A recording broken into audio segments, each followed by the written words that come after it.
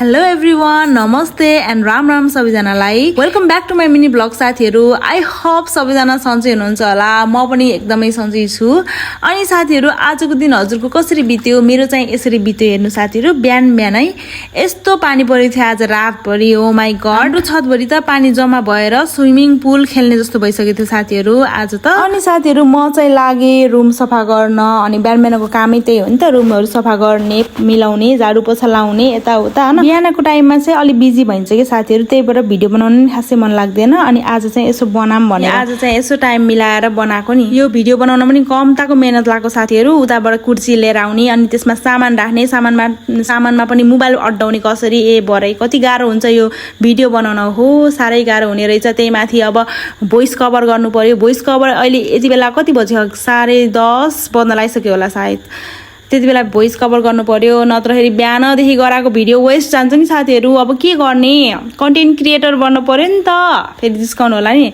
तर अब हिजो चाहिँ यस्तो बेसरी रुझियो साथीहरू। आज चाहिँ कस्तो ज्वरो आउला जस्तो गराएको थियो मलाई, अनि त्यही पनि सय। अनि हिजो चाहिँ बेसरी रुझ्यो कि साथीहरू, लास्टै रुझियो। अनि टिकटक पनि बेसरी बनायो। हो मैले चाहिँ 1-2 घन्टा त त्यो टिकटक बनाउनमै लायो होला कि साथीहरू। अनि अझै पनि भिडियो भ्याइएको छैनन् पोस्ट हान्दा म थाकिसकेँ साथीहरू। हजुरहरू पनि हेर्दा वाक्क भइसक्नु भयो होला। म पानीमा भिजेको टिकटक बनाएको, नाचेको, यताउता कति नाच्दै होली र भन्नुभयो होला।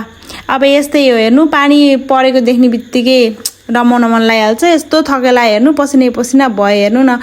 बल्ल रुम मिलाए साथीहरू। कति गाह्रो हुने कि आफ्नो रुम मिलाउन, यति अल्छी लाग्छ नि मलाई त। यति बेला बहिनीको याद आउँछ साथीहरू। साथीहरू, माइतमा हुँदा चाहिँ अब बहिनीले झाडु लाउँदा मैले पोछा लाउँथेँ, मैले झाडु लाउँदा उसले पोछा लाउँथेँ। अनि कामहरू पनि सबै बाँडेर गर्थ्यौँ नि त। एकजनाले खाना पकाउने, एकजनाले भाँडा माझ्ने, सबै एउटा काम बाँड्थ्यौँ कि। ल अर्कोले अर्को गर्यो भने चाहिँ मैले यो गरेको है भन्ने हुन्थ्यो। अनि त्यसपछि त्यसरी काम गर्थ्यौँ। अब यता हुँदा त अब एक्लै गर्नु पर्यो, अलिअलि गाह्रो त भइहाल्छ नि। अब कसलाई भन्ने होइन र साथीहरू। हस्बेन्ड हुँदा चाहिँ उहाँले पनि एकदमै हेल्प गरिदिनु साथीहरू। आफै आएर सबै हेल्प गरिदिनुहुन्थ्यो, यताउता मैले भन्दा बढी उहाँले काम गर्नुहुन्थ्यो कि साथीहरू। म चाहिँ अल्छी भएर बस्थेँ कि। उहाँ हुँदा चाहिँ यस्तो म हुन्छ नि लाइक अ लिटल बेबी के हुन्छ नि, एउटा सानो बच्चा जस्तो लाग्थ्यो कि आफूलाई। उहाँ हुँदाखेरि चाहिँ सबै गरिदिने, अनि सबै कुराहरू चाहिँ अलिअलि आफूले जानेको पकाउने, मिठो एकदमै सपोर्टिभ हुनुहुन्छ साथीहरू मेरो हस्बेन्ड पनि। अनि साथीहरू, बिहान यस्तै झाडु पोछा लाएँ। अनि त्यसपछि एकदम झाडु पोछा चाहिँ मैले डेली चाहिँ लाउँदैन साथीहरू, कहिले कसो हो 1-2 दिन भिराएर लाउँछु। अनि डेली लाउँदाखेरि चाहिँ त्यस्तो फोहोर पनि हुँदैन नि त। एक्लै माथि बस्ने, अनि तल मात्र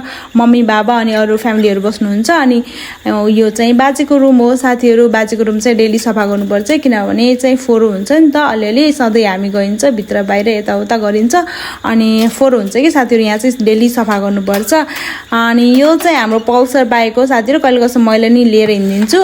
अनि साथीहरू, यस्तो हतार भयो नि झाडु पोछा लाउँदा त टाइम गइसकेको। अनि त्यो बाजेलाई भोक लागिसकेको साथीहरू। अनि छिटो भात सात बसाल्न थालेँ। अनि त्यसपछि दाल बसालेँ। अनि मलाई नि भोक लाग्थ्यो, के खाम भयो थियो। अनि चिया सिड र पानी खाएँ।